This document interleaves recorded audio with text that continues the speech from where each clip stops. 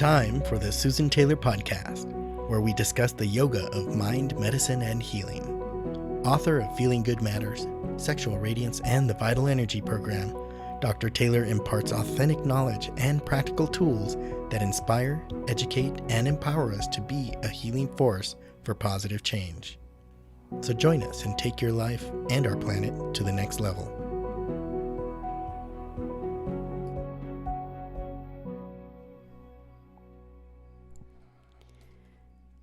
Hello and welcome to episode 137, Overcome Fatigue and Worry, Steps to Nourish Your Mind. You know, we're constantly being disturbed and distracted without even knowing what's happening. Long before we become aware, we're heading south instead of going north where we intended to go. We hear of solutions and quick fixes, but they really don't work. The reason is because we need to train our mind. And training our mind is not an outer skill, it's an inner one. Today I'd like to talk to you about this tendency of our mind and the importance of nourishing our mind to overcome fatigue and worry. We know we have a mind and a body, and that's what makes us human beings. But your mind is an instrument, and it's the most powerful and valuable instrument that you have. So it must be understood, it must be nourished, and it has to be fine-tuned like an instrument, like you would do any instrument that you have if you play music. You would know that.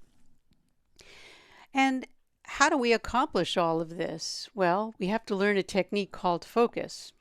You see, the mind's tendencies, as I said, are to be distracted. And distractions create disturbance, which leads to our mental fatigue. And then when we're mentally fatigued, we become worrisome. When we learn to focus the energy of our mind, we turn all of this around and the mind becomes clear, tranquil, and calm. When we put our attention on the outside happenings of the world, which is very tempting right now, thoughts start to flow like a major river. Because once we put our attention outside, the thoughts really start to flow. And there's lots and lots of them. And as the thoughts flow, so does our energy, but not necessarily in a positive way.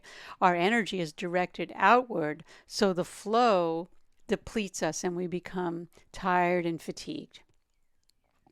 But imagine for a moment being able to rise above the status quo and have nothing take your energy through either disturbance, distraction, or anything for that matter, where you can witness the thoughts flowing and put a halt on them while you accomplish your set intentions. So if you are heading north, wherever you're heading, east, you're going to end up where you're heading rather than somewhere else. You're not going to be drifting down the coastline.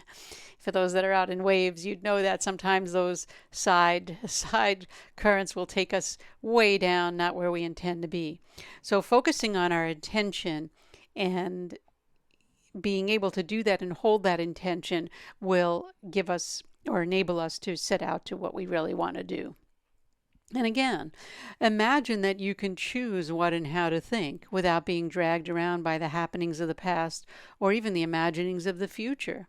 And just imagine for a moment that you can choose how you operate, think, and behave, and you become the writer of your own life story.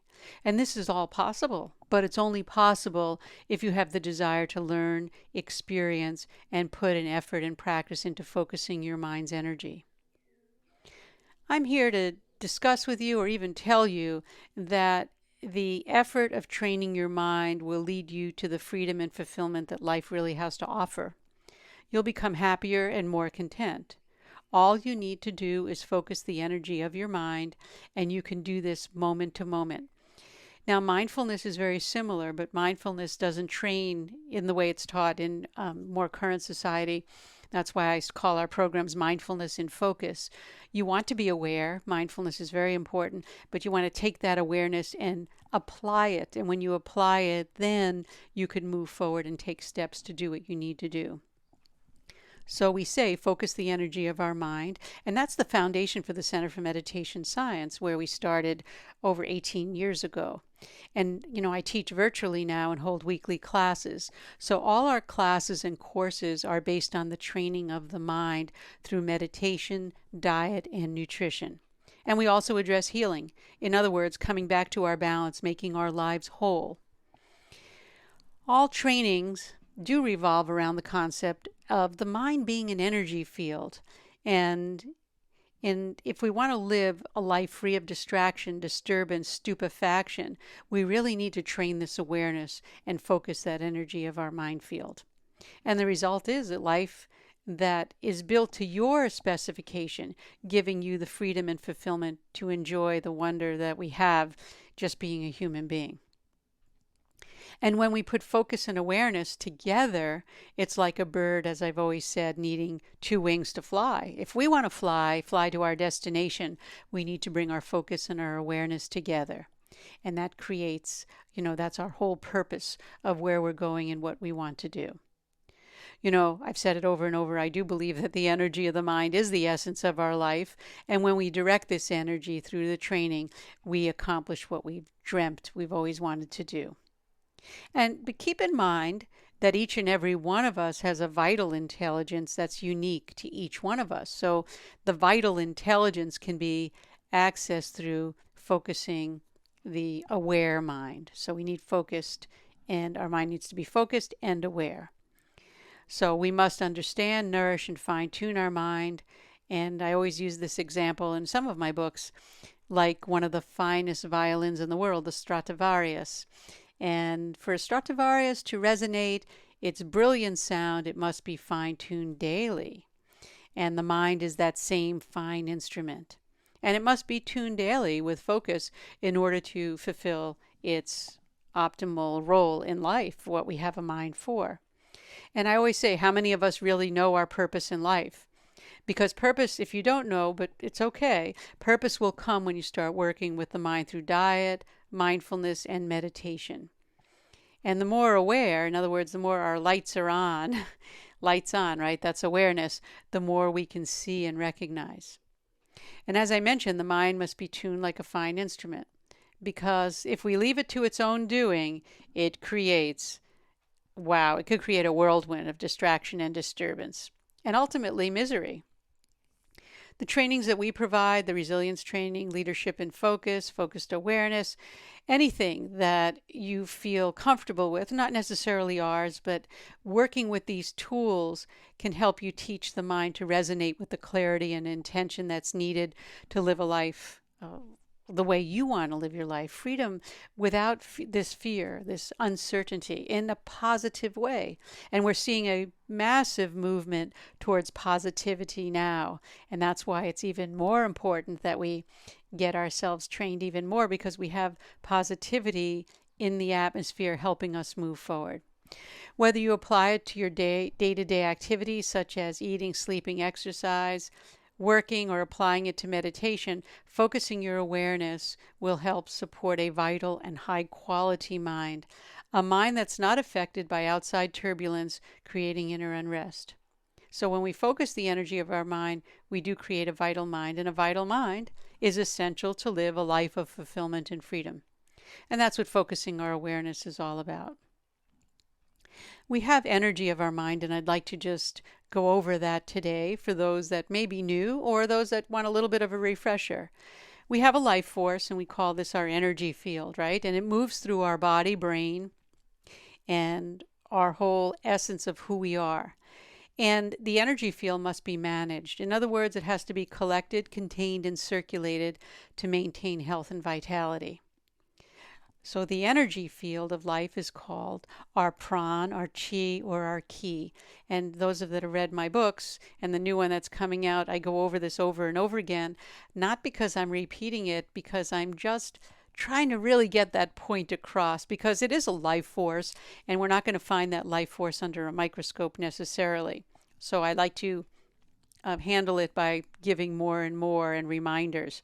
So the life force does move through our body, and I've discussed it in many podcasts. When we direct this energy in different ways, we get different results. And that's easy enough to understand, right? We direct the energy one direction, we get one result. One direction, we get another result. The energetic environment changes and our body responds, since the mind and body are one. Our energetic environment can have sweetness and calmness, or depression and anxiety. But with understanding, precision, and systematic training, we can create an internal energetic environment to help you do whatever it is that you've come to do. Sometimes I ask people, what do you really want? And they'll say to me, I don't know. And then I'll say, until we know what we want, that whole system is not going to work together. But if we look at the energy field or our pranic field, it's described in 3 different capacities. And these energies are found all throughout nature. In other words, our food, our herbs, or even our thoughts and actions. I gave a course, I don't know how long ago, maybe it was last year, on food to focus and foods to focus. And people were thinking I was just going to be dealing with the physical elements of food, but how about the thoughts that we feed our mind? And that's very, very important now, especially with what's going on with the transitions that are taking place in society. The 3 qualities of this life force or prana, they need to be navigated skillfully so that you can live a life that's healthy, balanced, and full of vitality. So how and what we eat, the type of things that we do, even our entertainment gives rise to this pranic or energetic force. So anything that we feel, think, or do feeds this environment. And we either have energy that's overstimulated or so understimulated, or the third one would be totally balanced. And we want to be in the middle there with some balance. And when we learn to navigate these energy fields, we really have access to every aspect of our life, and we have greater focus and clarity. So remember, to bring all the forces in balance, we must collect, contain, and circulate our energy, and it requires that we learn how to focus and calm the mind. And what is the most direct way? I know I'm not going to surprise many of you out there. Meditation, and I always say, and its practices, because meditation is great, but there are many preliminary practices that prepare both the body and mind to sit in a meditation, sit in our stillness for meditation. And all that being said, again, the energy of our mind, right, is the essence of life. We have to take time to become aware of the forces that drive us. So what are the steps? Step 1 is to first become aware. That's the first step. We must do awareness training. There's many ways to do this. We can do this with mindfulness in everyday living, being mindful of our eating, etc. I find the most profound way to become aware is to really become aware of the breath, the air as it enters the nostrils and the air as it leaves the nostrils, because the breath is really your vitality for life. It's the link between the mind and body. Without it, we don't live. And with it, well, we can exist. But if we're really aware of it, we can reach higher levels of awareness and our intelligence will increase. So becoming aware of our life, our situation, aware of who we are is the first key to any type of training. But it's very nice and lofty to say, okay, just become aware. But I really want to tell you how to do that. Focus on your breath as it enters and leaves the base of the nostrils. And just do that throughout the day. Stop every hour, every 2 hours, and just go right into your breath. The second step is, once you take and you're aware of this, take an inventory of your lifestyle habits. After you've really said, I really would like to step into this or step on the path and take this path, then take an inventory of your lifestyle habits. Do you need to really get rid of anything that's holding you back? Or do you have certain thoughts that tend to come up more occasionally than others? And if so, journal it, write it down, and then be aware of it and release it. And that really works. Journaling will help you release all of that. And the third step is to eat a diet that supports a focused and resilient brain. I was just speaking to someone the other day, and they've been diagnosed with some mental challenges. And the first thing I've asked is, what is your diet like? And they said, well, if I were to work with my diet, that would be a miracle. Because usually diet and your digestive capacity go hand in hand with whether the mind is focused and resilient or not. And the fourth step, I would suggest, if you have not done so already, take a meditation class or a course. Choose it wisely to make sure that there's knowledge base and a real traditional, authentic practice that's not just new to this environment, meaning fast and chopped up, go to a real training where you can learn from a tradition that's cultivated with masters that have really passed this down. Nothing that's been snipped off. And that's the key. There are several out there. There's not many, but there are places that do. I mean, we have a place that does that, the Himalayan Institute, and there are others in other places out in California, out in Colorado.